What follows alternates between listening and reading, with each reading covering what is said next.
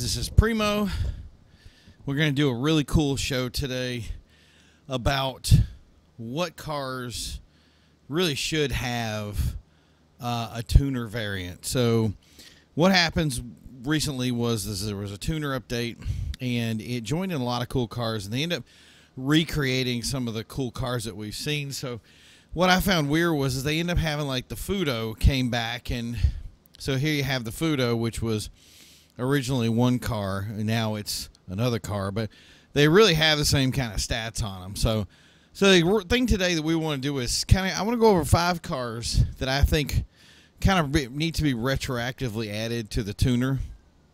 Now, I don't know how GTA would do that. I know they flipped flags before to make cars in 2 different classes, which the tuners are. They're usually like Tuner Sport, and then there's Tuner Compact, that kind of thing, Tuner Sedan. But for the most part, like, the tuner cars themselves are their own separate kind of class, and they're added. So, for instance, the Schwartzer V12 is both a sedan and it's a sport coupe. So you can actually use it in both type races, which is the same way the tuners are, as they have the dual class setup.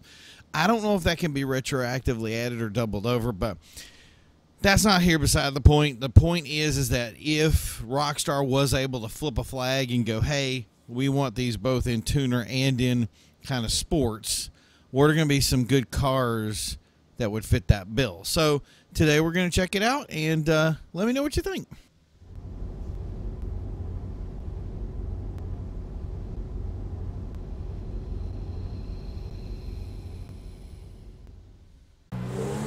Now, the first up today is the Sentinel XS, and I know a lot of you guys will kind of understand what I'm talking about with the Sentinel XS.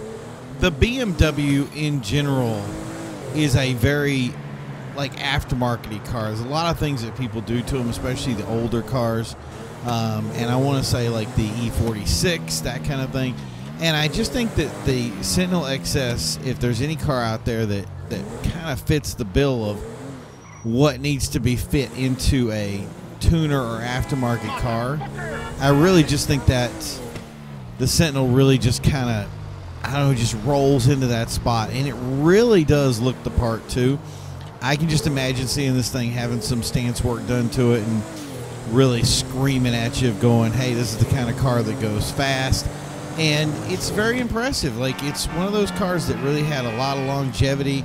It was a car that was good both in the early game, which was very tough to find, and a lot of people really coveted the Sentinel XS, and then later on when it just became kind of a staple part of, you know, the universe and was a purchasable car and that kind of thing. So the Sentinel XS, I don't know, I really think when it comes to the tuner stuff, you know, it does have the right kind of speed. It's not a groundbreakingly fast car, but it's definitely a fun car to drive. So I think it's something that should be considered as a tuner.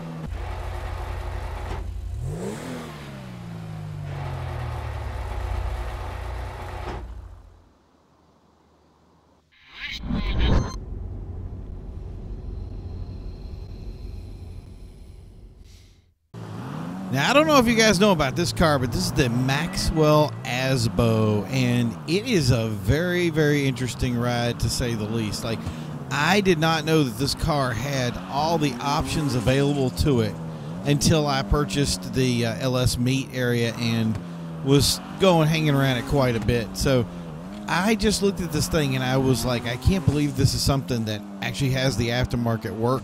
It is, for the most part, kind of a useless ride. But that's the thing is once you see the kind of weird stuff you can do to it, you instantly say, I don't care how underpowered and stupid this car is. It would just be perfect in the tuners area.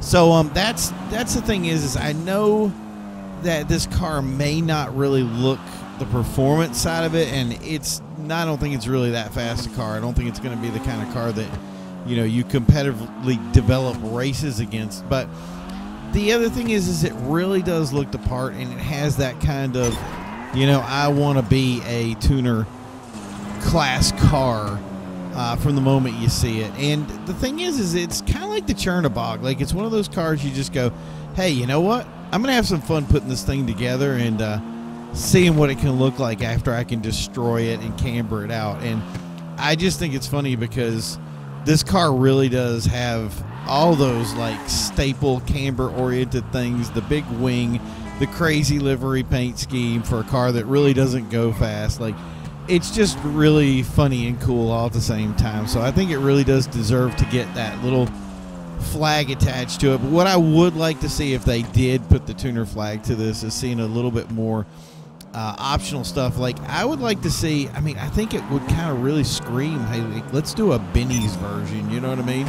And make it really, really stand out and have, you know, all the options available to the Benny's cars. I think it would really scream like, hey, you know what? Do stupid stuff to me, and I will reward you greatly in races. So, I don't know. It just definitely hits that flag. So it is what it is.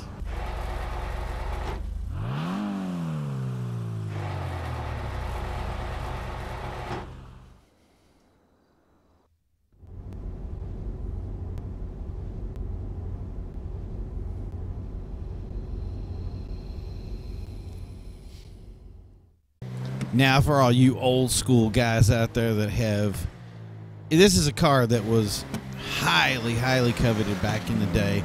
It was a car that was super difficult to find, the Karen Intruder. And this car says everything about VIP. Now, I don't know what you guys know about the VIP style, but the VIP style is a very unique style of car using Japanese executive automotive vehicles that really just stand out in traffic.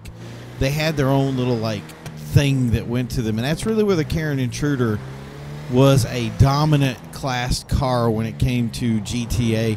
It just kind of stood out as the only car at the time, especially in the early days, that really hit all those buttons. And unfortunately, unlike some of the other cars like the Manana that ended up getting a Benny's version, the Karen Intruder never really got much love and never really got anything special added to its existence. So it didn't have a Benny's version. It didn't have any of these other things added to it. I think that would be the way to go. I think the trick here would be to have a Karen Intruder Benny's car, and that would be it. It would just be something that was, once it got its wings, it would be added to the tuner class and have both, I would say, instead of being the, I think it's a sedan right now, or coupe, but instead of having those numbers, it would be changed over to a sport, be given a little bit more speed, given a lot more camber ability, just making it something that would really kind of stand out to those guys that really appreciated that VIP scene.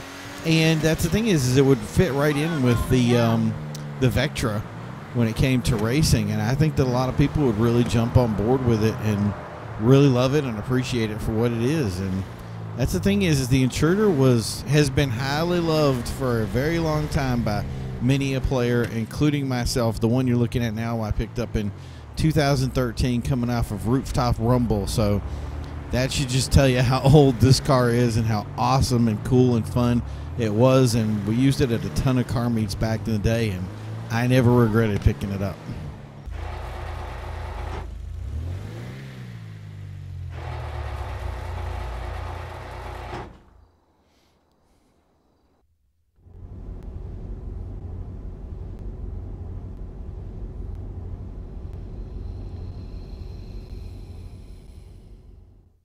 Well, is there any doubt that the Penumbra FF would be on this list?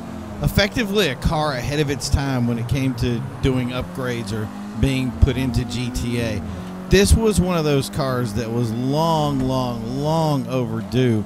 And when it finally came out, people were really excited for it. Unfortunately, the Penumbra FF came out well before the tuner release came out, so it kind of didn't make the grade. I mean, just look at this car. It's got all the bells and whistles that come from a tuner car. It's everything that a tuner car needs to be. Every way it sits. It just has that look, the feel of the tuner class. And it makes it just so perfect to be in the class. It's funny that I don't know how you wouldn't retroactively put it in, but it is what it is.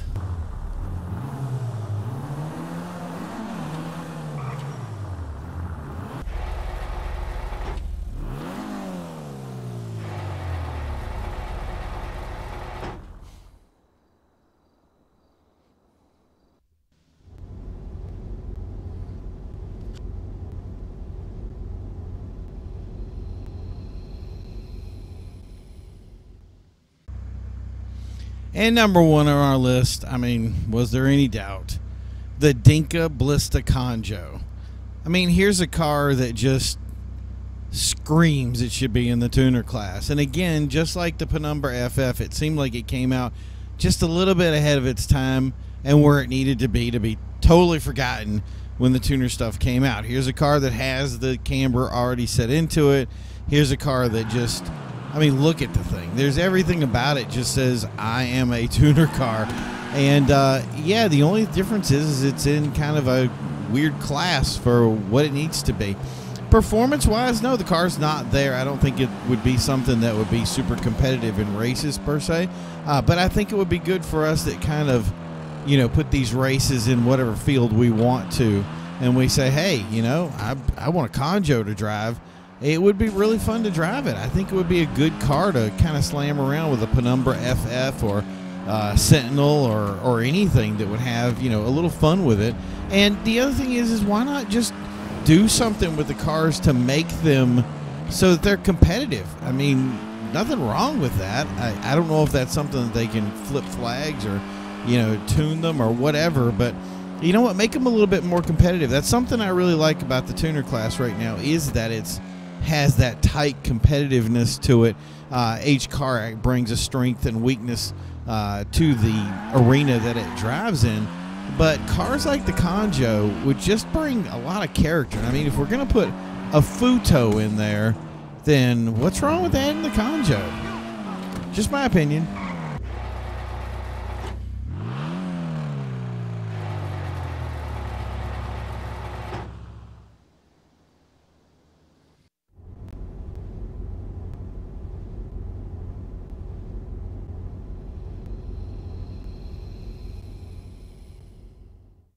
So as a last car, I'm going to say the Schwartzer. This is not in the list at all, but this is kind of my personal favorite, my kind of car that I'd said, hey, if I was going to select a car, this just screams to me as being a car that wants to be in the tuner class. It's my, like I said, it doesn't fit. It's not a tuner car per se, but it just looks so good when you put work to it, and it's a car that really needs a camber option to it. I mean, look at it. It just screams it already has most of the work done to it. So what's wrong with just taking it that extra little step and putting it over the edge, you know? But that's just my personal opinion. That really is, like I said, if they didn't add this, I'd completely understand why. The car is kind of underpowered, but I think that's what make it very cool in the tuner class and make it kind of stand out. And I mean, look at it. It looks the part. So even it gets an honorable mention. It is personally, like I said, it's my car, and it's the one that I really lean to. My other car obviously is the Schwartzer, but I mean, that car is super powered for the class. It would definitely break something, so I wouldn't want to add that at all. A lot of people would say stuff like the LG Retro Custom. I like that, but that car, we already have a bunch of Comets in there, and I'm not sure, like, I know Comets at times say that they're tuner cars, but for the most part there's a lot of times they don't always fit the bill, which is why I kind of said, you know what, honorable mention, the Schwartzer would be my kind of call. So it would be, in other words, my choice of the car that I would add. But like I said, there's other cars out there that really kind of fit that niche, and you know, I would love to add them to the list, but I had to pick 5, and then of course I wanted to throw in my personal favorite. But yeah, here's the thing. Put it in the comments. Tell me what you would like as your car that wanted to be added to the tuner class, and let us know, because that's the thing is, if I get enough responses out of this, I think I might actually make another video featuring some more cars, or maybe like a people's choice thing. I don't know. We'll see how this works out. But otherwise, thank you guys for tuning in. We're going to have some more videos come here in the future. I'm going to show you some of the guys asked me to do some of the pursuit races to show you guys what it was like taking those really fast routes in pursuit, and what it was like kind of schooling the competition. So yeah, so we got some of those in there, and who knows, we'll throw all sorts of stuff in there just to have fun with you guys, and I hope you enjoy it. So this has been Primo for today. Top 5 cars that needed to be a tuner. We're going to be back real soon, and thank you guys for tuning in. We'll see you soon.